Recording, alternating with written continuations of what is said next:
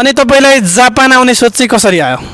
सबैमा नमस्कार, म सुमन बानिया। आज चाहिँ मसँग एकजना नेपाली ब्रदर भेट हुनुभएको छ। उहाँसँग चाहिँ छोटो मिठो म कुरा गर्छु। उहाँ आज जापानको यो इकेबुकुरो भन्ने ठाउँमा भेट हुनुभएको छ। सर, हजुरको नाम?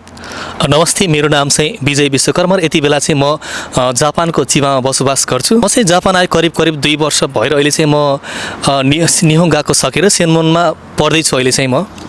तपाईँले भनेपछि अहिले निहोङ्गो गएको सकेर सेन्मोन गएकोमा भर्खरै छिर्नु भएको? हजुर। अनि तपाईँलाई जापान आउने सोच चाहिँ कसरी आयो? मेरो जापान आउनेको सङ्घर्षको कहानी चाहिँ एकदमै लामो छ है। म चाहिँ विशेष गरी नेपालमा रहँदाखेरि म 8-10 पढ्दै गर्दा पनि भर्तीको लागि तयारी गरेको एक विद्यार्थी हो होइन।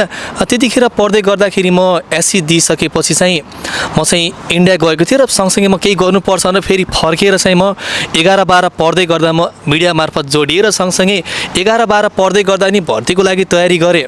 पछि अब मैले +2 दिइसकेपछि पनि मैले नेपालमा चाहिँ धेरै सङ्घर्ष गरेँ, मिडिया क्षेत्रमा सङ्घर्ष गरेँ, इन्डिया गएर म होटल लाइनमा काम गरेँ, सिप सिकेँ होइन। त्यसपछि चाहिँ मैले नेपालमा चाहिँ मिडिया गर्दाखेरि सोझो लाइनमा गरिरहँदाखेरि चाहिँ मैले नेपालमा यसरी गरेर चाहिँ कमाइ नहोला जस्तो लागेर चाहिँ मैले अब अप्सन हेरेँ। कोरियन भाषा पनि पढेको है मैले चाहिँ।